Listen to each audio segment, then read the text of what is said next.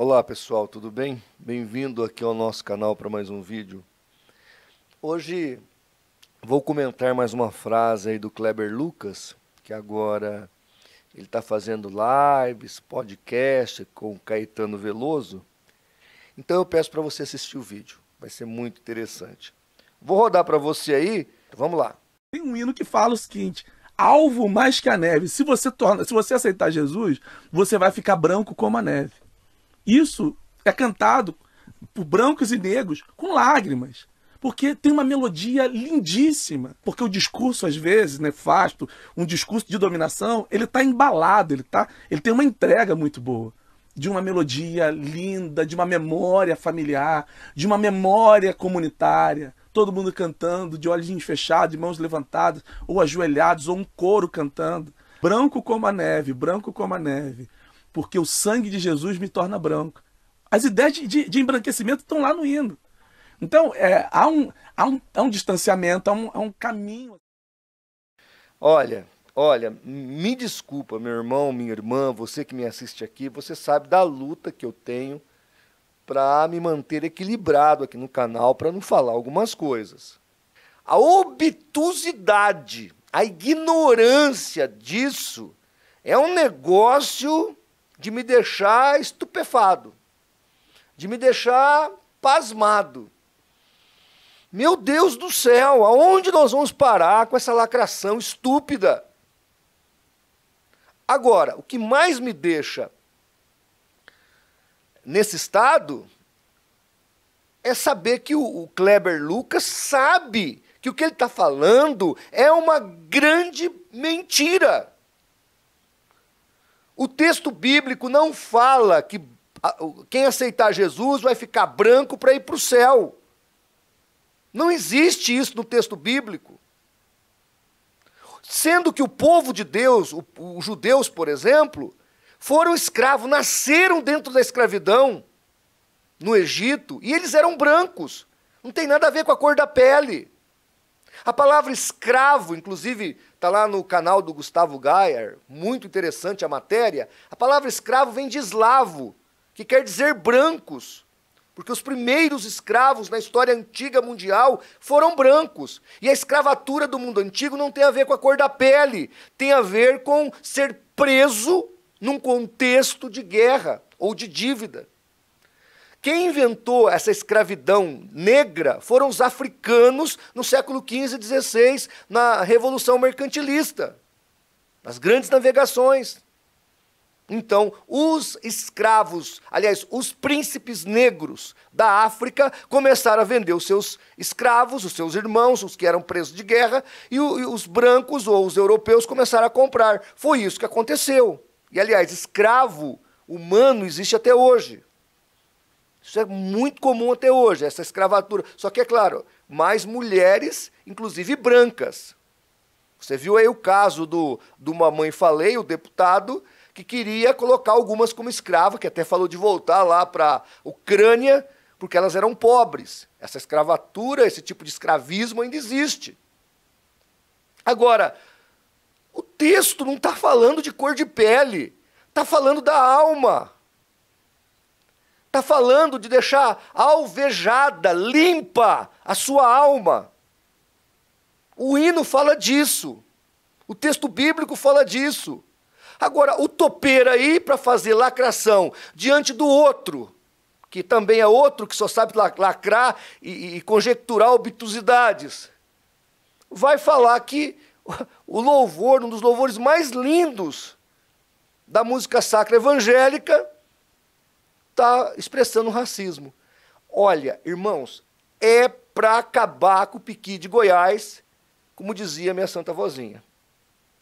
Isaías capítulo 1, verso 18, diz assim: ainda que os vossos pecados sejam como a escarlata, eles se tornarão brancos como a neve.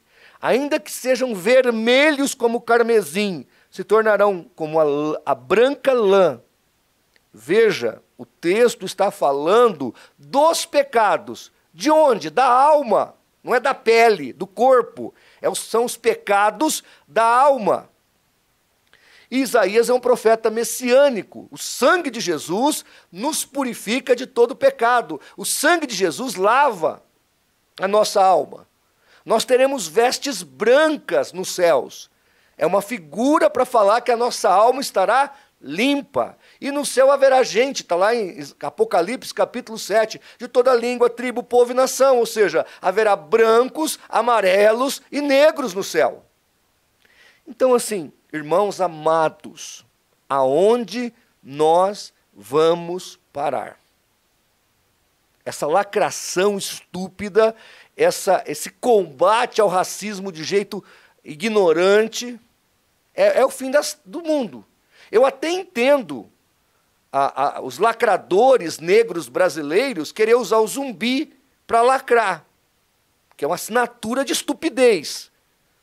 Porque Zumbi era um cara que foi trazido para o Brasil, veio como escravo, mas ele era um príncipe na África, e chegou aqui, quando ele conseguiu escapar, ele montou lá o seu pequeno império e tinha lá os seus escravos. Então, quer dizer, quando eu coloco o Zumbi como uma pessoa, um epiteto de libertação, um paradigma de modelo, eu estou assinando minha ignorância com relação a esse problema do preconceito e do momento de escravatura que o Brasil viveu. É uma coisa absurda. Inclusive, você que nunca estudou, se você lê o que aconteceu na sessão da Câmara, quando a Lei Áurea foi aprovada e tudo mais, quando teve ali aquele momento de alforria e libertação geral no Brasil, havia muitos ali, inclusive intelectuais brasileiros, que estavam preocupados com os escravos da África, porque eles queriam que nós comprássemos mais escravos da África para dar alforria aqui no Brasil, porque era melhor viver aqui no Brasil como escravo ou receber alforria aqui no Brasil do que continuar escravos na África. A situação lá era terrível. Outra coisa que eles discutiram é que o jeito que foi feito a carta da princesa Isabel, ela gerou um grande problema social que nós colhemos isso até hoje, porque ela proibiu os negros de continuar trabalhando aos fazendeiros. Então os fazendeiros tiveram que expulsar os negros das suas fazendas, eles acabaram subindo o morro e virou esse problema social. Está no livro do Luiz Azevedo. Eu acho que é Senzala, como é que é o nome? Depois eu coloco aqui na edição do vídeo. Eu li o livro do Luiz Azevedo. Então ali você vai ver um problema social que nasceu por causa da Lei Áurea, que foi feito abruptamente e não motivou o fazendeiro a continuar empregando aquele que outrora era escravo e agora estava livre. Aí o fazendeiro colocou todo mundo para correr e trouxe os italianos, e trouxe os espanhóis. E aí vem o branqueamento do século XIX no Brasil, que não precisava ter acontecido. Aliás, o Brasil já é uma nação negra. Nós somos maioria os negros. A minha esposa, o meu sogro é filho de negro. A minha esposa é filho de negro, meu sogro é negro.